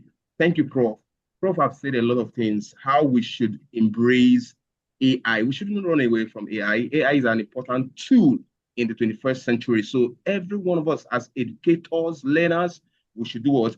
Embrace AI technology is very important. If you see in the developed countries and states, you see how smart boards being used, it's been employed and are used in different school level, and is quite easy and made lesson and learning easy, very easy. That is technology and imputing AI. And one thing again, one vital thing I learned from Prof, and it is a good one. We should enroll in what's name AI courses and grow in it. Thank you so much, Prof, for this section you took this particular topic. We really appreciate, and I believe that so many of us here have gained a lot. And probably if you have any discussion or something to reach out to him, you can quickly also get to his WhatsApp handle. Thank you so much, Prof. Okay, we'll be going to the next speaker. The next speaker we have here is none other person than Evangelist Dr. Mrs. Belema Solomon Felicia is a staff member of the Rivers State University Universal Basic Education Board, UBA. She studied counseling psychology and had her BEd in the University of Ibadan, master's and PhD in the University of Port Harcourt. She has contributed to renowned journals and has had an award of impact on education. Dr. Belema Felicia is a youth advocate who has researched many areas on matters affecting youth. She is a marriage counselor with Deeper Life Christian Life Ministry, and she's happily married and a devoted wife with 5 young adults. She is an entrepreneur and owned Unique Moms and Babes collection. That's a wonderful one to hear from you, Ma. So we appreciate she'll be anchoring on a topic. We're anchoring on a topic, building a culture of excellence, transforming schools through visionary leadership. So let us put our hands together as we welcome Evangelist Dr. Mrs. Belema. Put your hands together as we welcome her on stage. Ma, the mic's up to you. Thank you, Ma. You're welcome. Thank you very much. Thank you very much.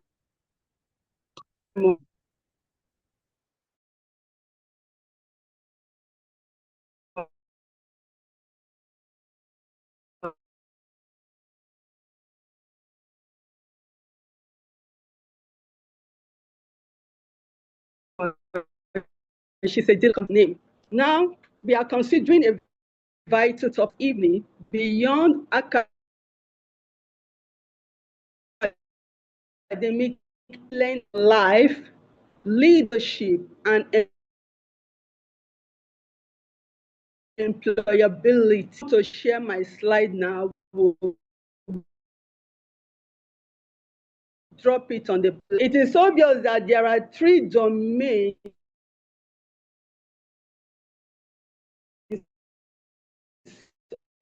of learning. Tools are tilting toward men, and it is impacting negatively on our. As a result, there is this upsurge of meanness and moral decadence, because the moment they go through, it's all about learning, getting certification, and all of that. At the end of time, you see them roaming themselves involved in juvenile delinquencies. Many vices have been perpetrated this period or this time around. These young ones there. When you go to the rehabilitation center, most of our young ones are there because they've not harnessed their potential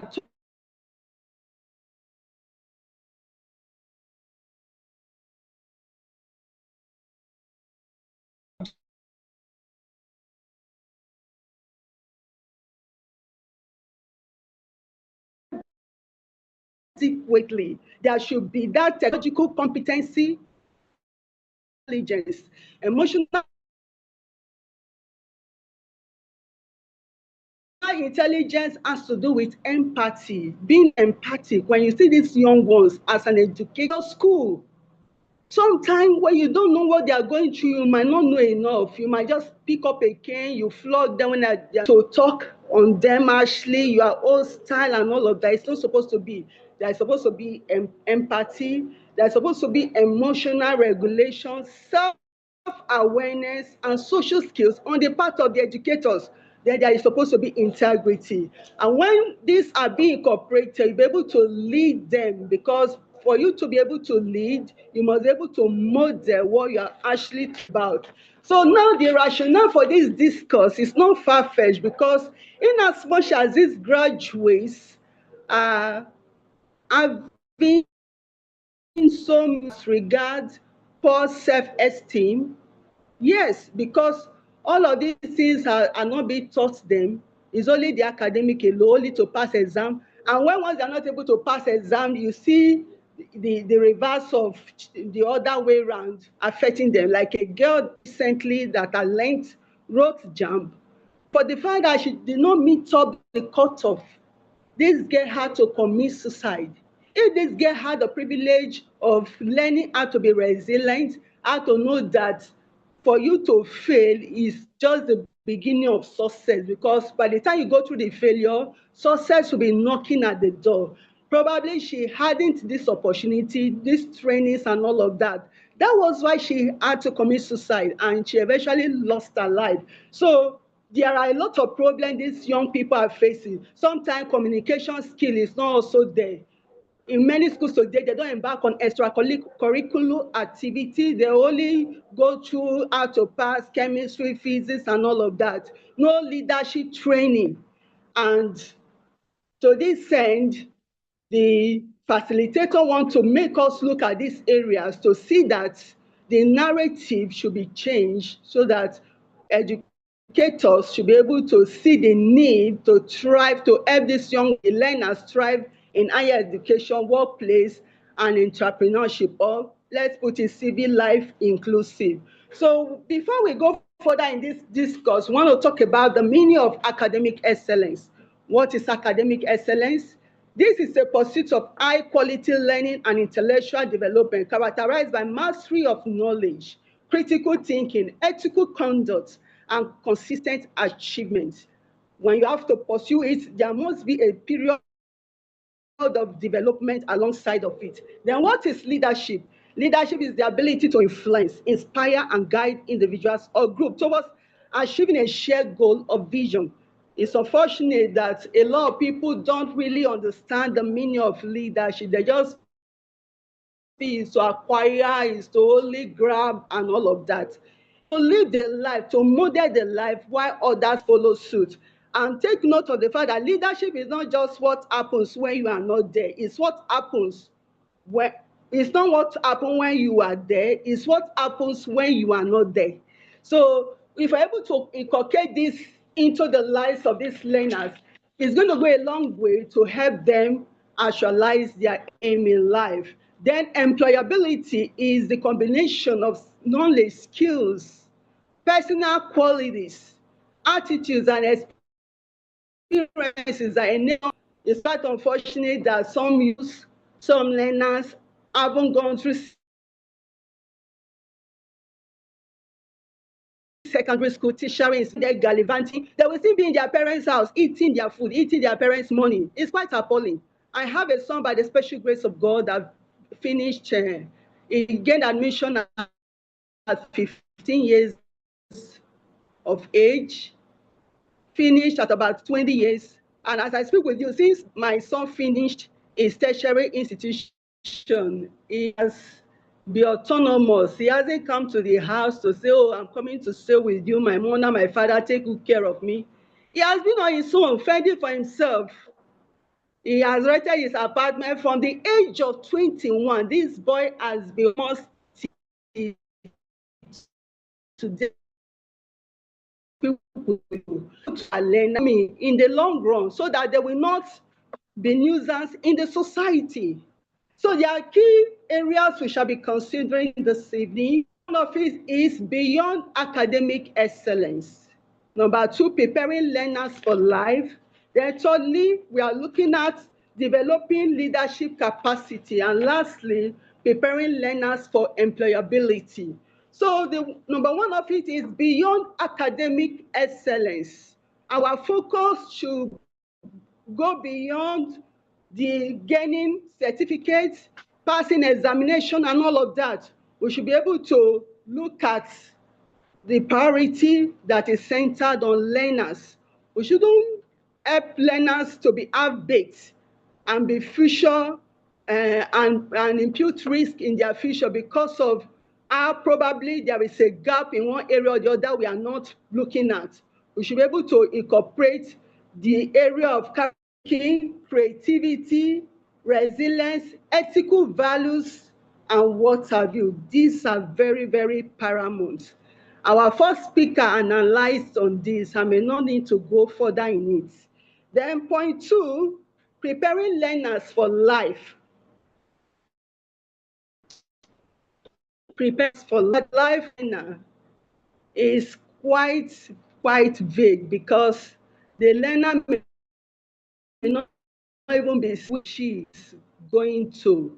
So the learner would need direction. To build a good foundation is the whole work of the educator to help the learner get focused. Help these learners build good foundation in order to harness their potentials and what have you. And so the place of the educator in this respect is to incorporate the parent too. As a teacher, you don't work alone because the parents spend some time too with these young people. If you are not able to teach the parent, you may not be able to do the work alone. There should be a serious network among teachers in the school. There should be a serious networking, putting things together to ensure that these learners are given an enabling environment. There should be healthy relationship and adaptation to changes in every circumstances. There are certain skills these learners must put in place. The educators must put in place, rather, there must be art transformation, clear-cut art transformation. When this is not there, you may not be able to do the best, because when you draw closer to God as a learner or an educator, it gives you upper privileges with God. God will entrust you with so many opportunities when you draw much closer to God. So what we are considering is what the educators need to put in place.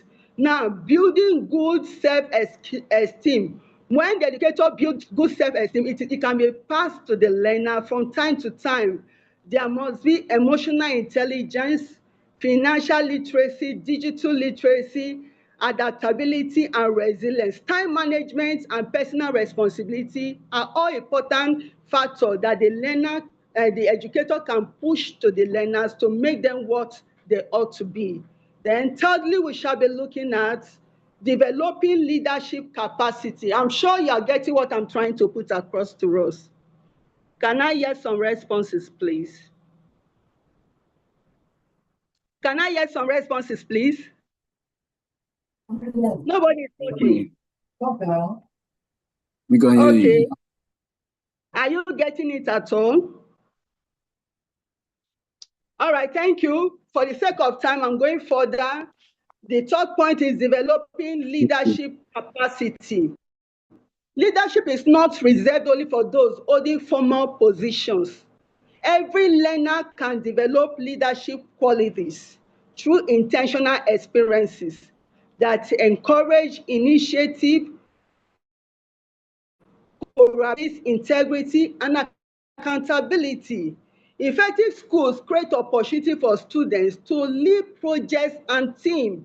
Our first speaker emphasized on it as if he was even delving into what I'm supposed to talk about. There must be an engagement in real project and teamwork. They should be able to participate in student governance. You can teach them how to embark on free and fair politics and all of that. They should also engage in top peers, practice ethical decision making. They should be able to build confidence through public speaking and presentations. All of these are what creates to see that the whole the holistic aspect of learners is achieved, not the half-baked aspect of the learners. Then lastly, we're considering preparing learners employees. We want to prepare our learners that by the time they are done with their coursework, they are done with tertiary institutions, they should be able to mix up in society, interact freely with the society. But once they are not given the right platform, probably when they were in school, there wasn't time for presentation, there wasn't time for quiz, there wasn't time for the tendency to build them morally and otherwise. You find out that by the time they mix up in the outer world, it poses a lot of challenges on them. I've learned about a young lady that is doing very well. She has been doing very well, quite all right, but she has this particular challenge that she's into painting, doing acoustic work in buildings and all of that. But you know, one thing about this woman is that the moment she interacts with a job,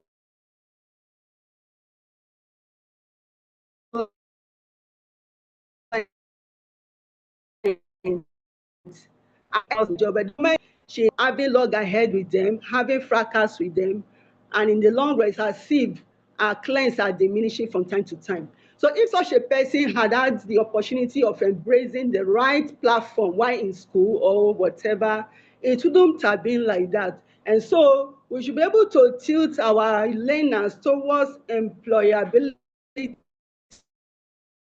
skills, including teamwork, creativity and innovation, digital competence, practical ethical decision making. They should be able to build confidence through public speaking and presentations.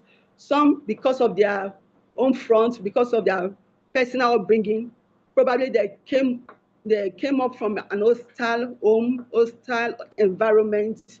It has initiated a very poor self-concept on them, and they are beginning to exhibit inferiority complex. And when such learner is in an environment, as an educator, how do you help this learner come out of that low self-esteem? So it's very imperative that our educators should be sensitive enough to see that all of these things are looked at.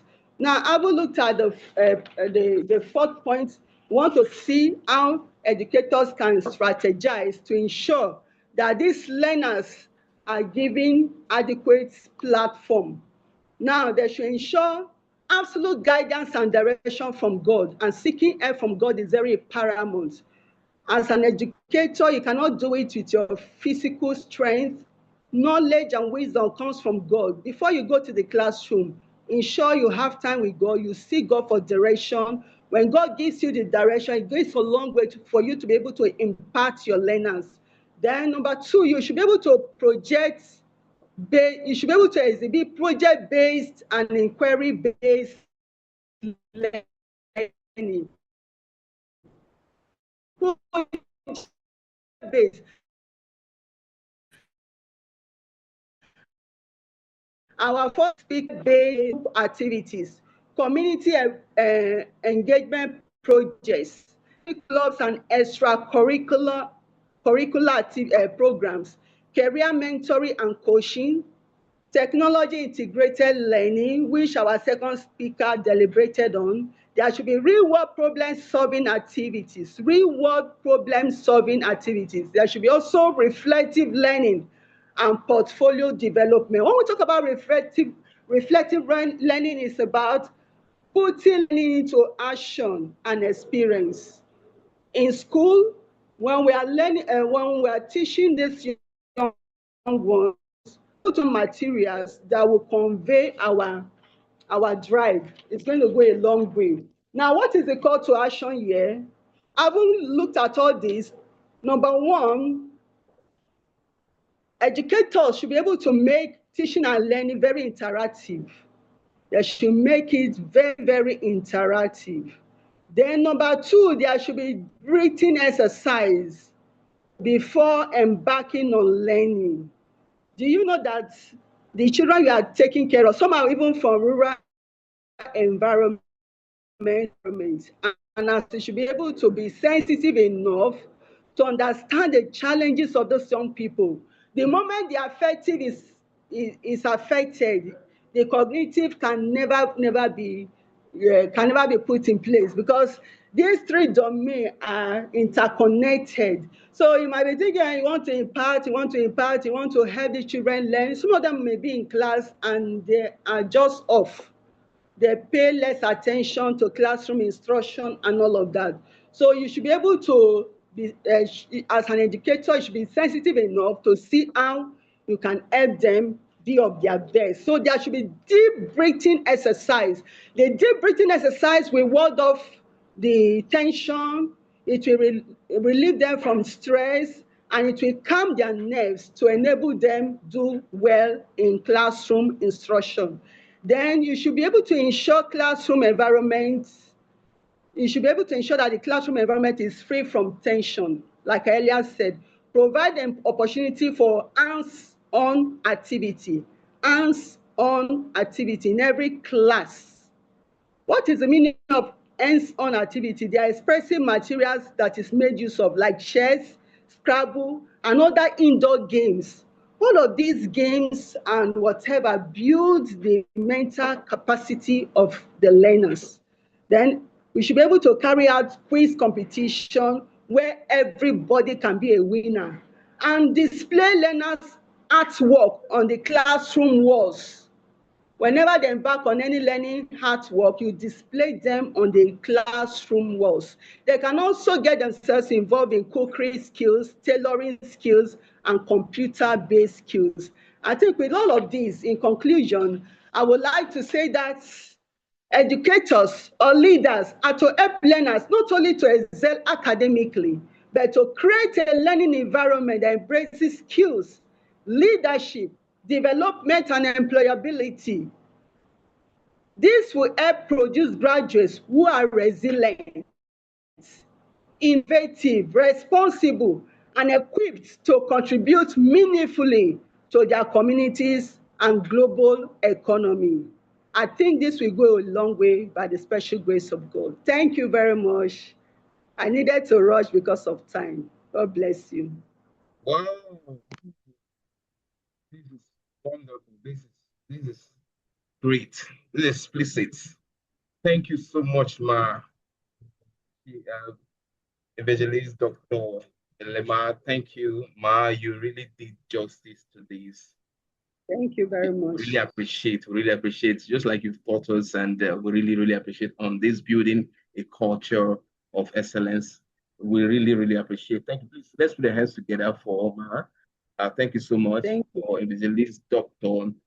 Belema. Thank you so much. Really appreciate. We do appreciate. Thank you so much. Yes, I believe you've learned a lot. You've gained a lot from her. So you still go to her handle and reach out to her if you have some questions. A lot to reach out to her. Get to her handle, her WhatsApp handle, and for more discussion or more questions. And I believe she will do justice to that. Thank you, madam. And so we really want to go into the next, but I believe again, we've learned a lot. Just like she earlier said, educators have to be very sensitive to help learners understand their environment. Not only that, too, as educators, we are to network with parents to help these learners develop, grow in whatsoever they are aspiring for. So please, as educators, these are the things we need to grab and move on in future. Well, thank you. I appreciate you, Ma. We appreciate you, Dr. Belema.